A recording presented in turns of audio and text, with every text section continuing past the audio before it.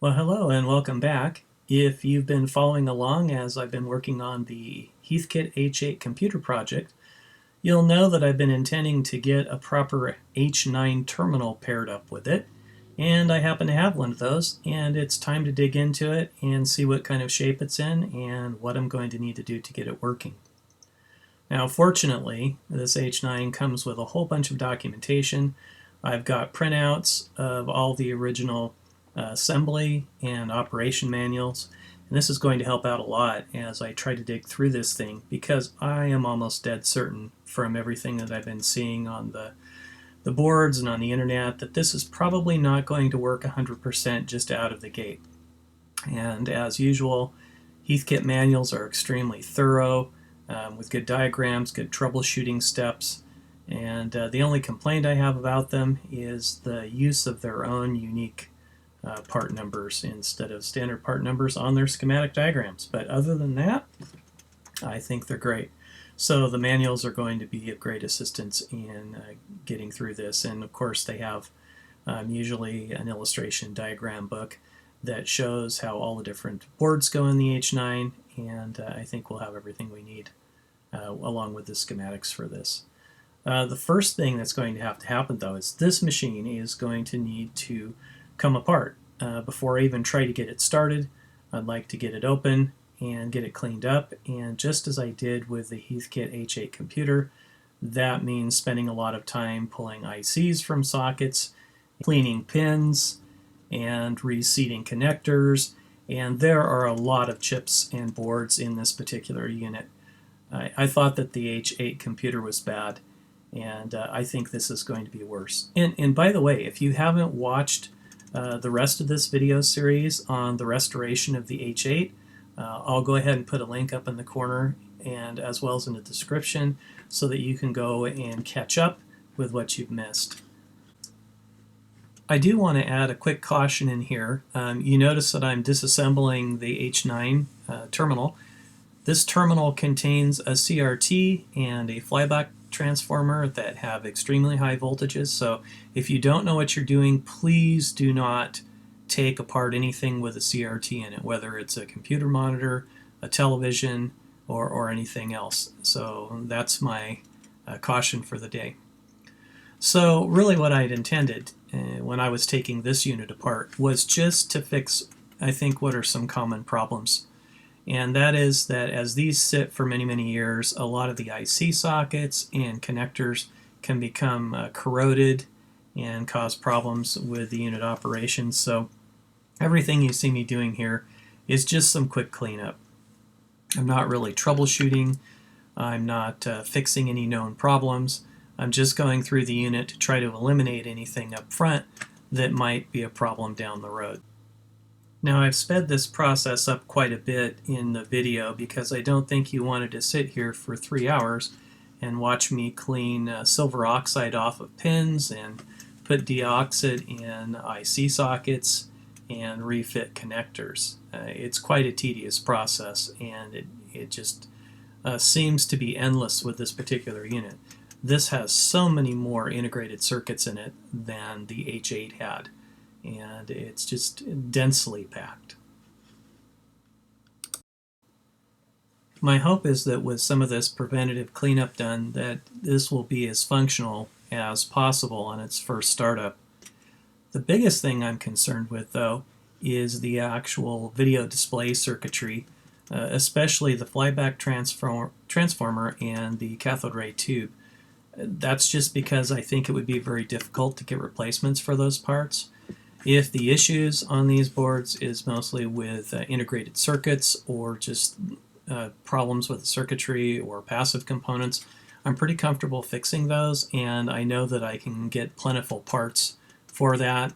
This mostly uses common logic ICs, 7400 series ICs for the most part, common memory chips and such. So I'm not too worried about anything being wrong there. Again, the biggest concern is that nothing that's hard to obtain is faulty on this particular unit. All right, so I've done quite a bit to the H9 terminal. I've been through it in terms of a visual inspection. I've cleaned a lot of the chip sockets on the different boards, reseated a lot of the connectors, although I'll admit that I haven't done all of them.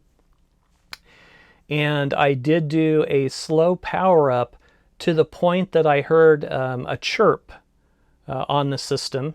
I didn't have the high voltage and have a video picture yet, but at that point I was probably at about 80 volts and fairly satisfied that anything that was going to smoke would have.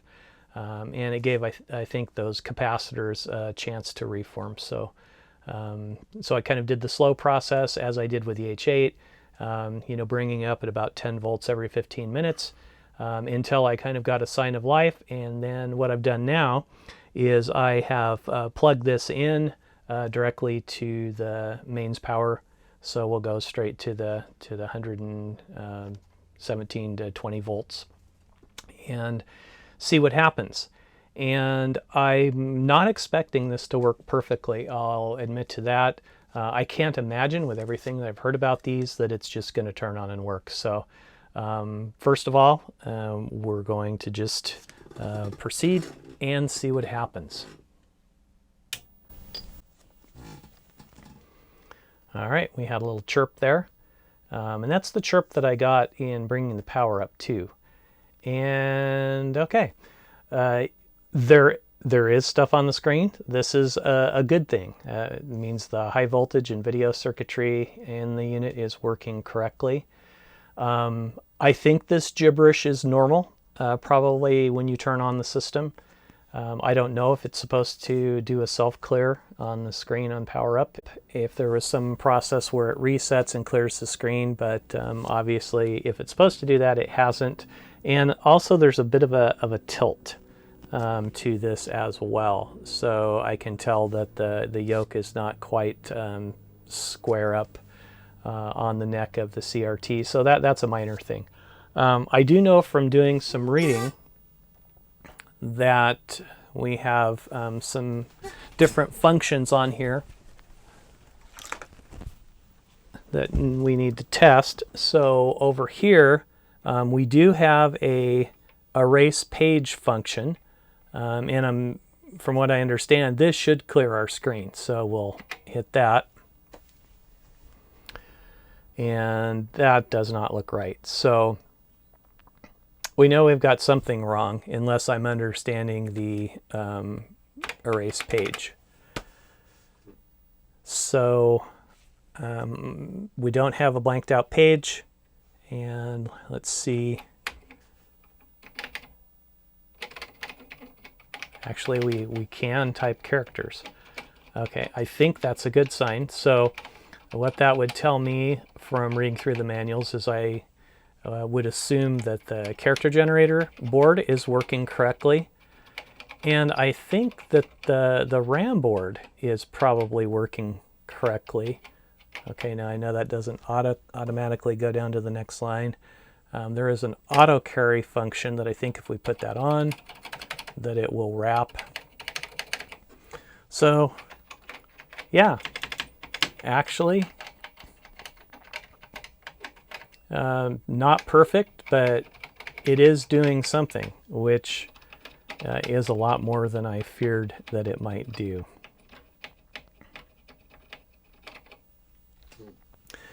Okay, also in the book, I did read about a transmit page function, that if we push this, we should see a scrolling cursor that should go across the page. That was one of the tests in the manual. And then it said that if anytime we hit break, it will pause the transmit page function. So I'm going to go ahead and do that. And yeah, you can kind of see that the cursor just sort of scanned down the page. Hopefully that shows up on the camera. If I do that and hit break, yeah, then the cursor stops. So there's quite a bit of functionality on this, I think, that is working correctly. There was another strange mode that I was reading about on here as well. Oh yeah, short form. So short form is supposed to kind of set this up so that it will divide kind of the screen into zones. And for what purpose, I'm not 100% sure, but let's go ahead and type zeros here. You can kind of see how on this column, how it's going down the page. And then let's see, there's a repeat key. So let me just hold that. That'll be a little quicker.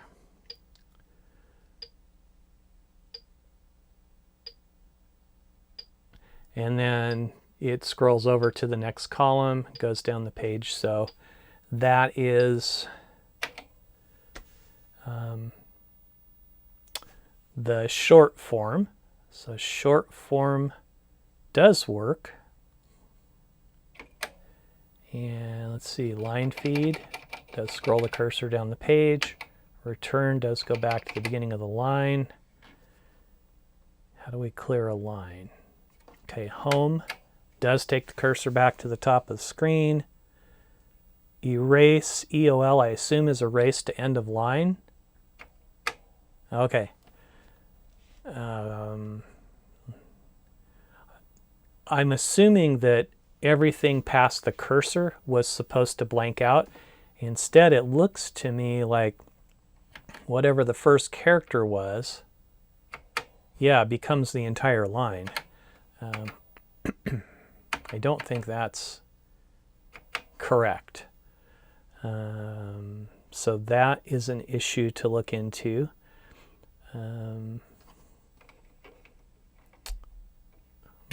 Does offline change anything? Let me do an erase page again here. No. And look at that. Two of the lines kind of kept the character. I wonder if just in the same way that, and offline doesn't seem to have done anything, in the same way that it kind of looks like that whatever the first character on the line becomes your erase end of line character all the way across. It sort of looks like if we do the erase page, maybe that's the same thing that's happening. Let me go down to one of these lines. So what I'm wondering is if the erase page and the erase to end of line use similar circuitry, and the whatever the problem is affecting them both. So like theoretically, if that line starts with the letter P, I go back and I erase to end of line, I get all P's. So if I go to this line, let's say that I do T's. Now if I erase page, what happens to that line? Yeah, it does the same thing. So just like using the erase end of line function filled the first column characters clear across, it looks like that's what erase page is doing as well. So I'm assuming that the erase page function and the erased end of line function are related, and when I figure out the problem for one, I will be correcting the problem for both. And I think, I'm trying to remember, I spent a lot of time digging through the schematic diagrams, and I printed them up full size, taped them together, and then spread them out on a table, trying to learn a little bit about this before I tried to operate it or get it to operate. And it's divided up into several boards. There's a TPU board, a RAM board, a character generator board, of course a keyboard board, power supply, and then a video circuit board. And I'm thinking that this kind of functionality is probably on that TPU board. So I'm not 100% sure that all the cleaning of chip legs and sockets and everything that I did would have necessarily corrected all of the connection problems. There's a lot of larger connectors that I have not pulled and reseated. So one of the things that I think would probably be a good next step for this is to get into probably the video board And just because I know that's a place where sometimes there's some heating and cooling that causes solder joints to crack, I'd kind of like to reflow the video board, and then I would like to probably pull the CRT out of this and just tear this thing completely down. The reason that I didn't pull all the connectors, and especially the ones on the bottom, is because these things are just really tight in there, and without doing further disassembly, some of them you just can't get apart. And then they have these plastic posts that hold the boards in. Sometimes, 4 per board, and then a bunch of kind of through board pins, and these things are just, I'm concerned about how much brute force I put into pulling those out, so I want to have the system apart when I do it. But I think that's going to be the next step. I think it needs a deeper clean yet. Maybe some of this kind of thing will go away. The other thing that I'm concerned with is, just that some of the chips themselves may be bad.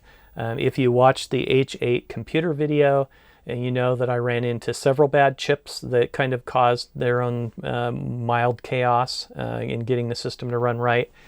And this system is so chip heavy and has so many individual chips that I'm kind of thinking, just one of those in the right place having a problem could create issues like this. Overall, though, I am pretty encouraged by what I'm seeing, because for everything that's not working right, there's a lot that appears to be working right. Oh, and there's one more board that there was a schematic diagram for, and that was the communications board.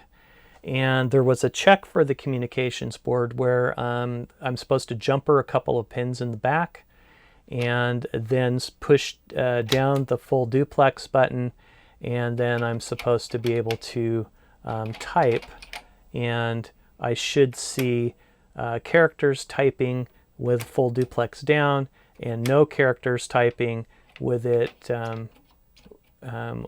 up when I have those pins jumpered. So I'm going to take a minute, and I'm going to jumper the 2 pins they suggest in the back. Okay, I have those pins jumpered. I'm going to do another erase page. The first line doesn't do that thing with the first character where it repeats. It just seems to always put question marks on that top line. Interesting. Okay, so if I'm reading the manual right,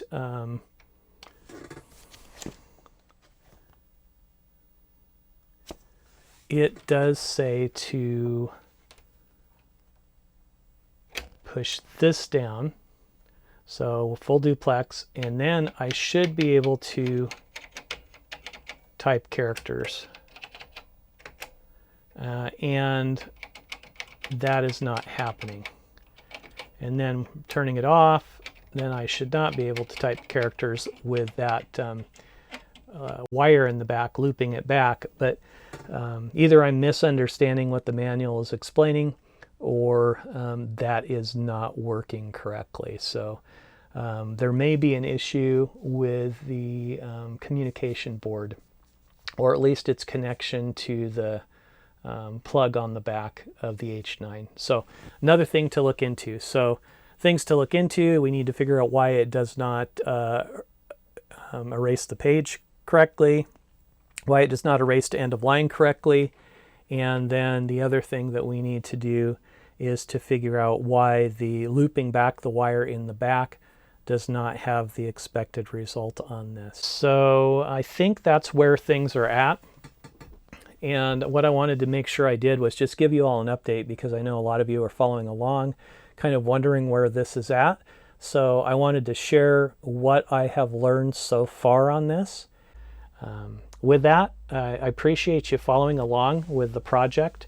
It's been a lot of fun for me, and I've really enjoyed seeing the comments from you, and also getting a lot of great help. So anyone who wants to comment on the video that's saying, hey, I have one of these H9s and I've seen that exact problem before and I can almost pinpoint it for you, well, that would be fantastic. I don't know if that's going to happen. I know these are a bit of a rare beast, but if you're out there and you know, do let me know in the comments. Thanks again for watching, and we'll see you again next time.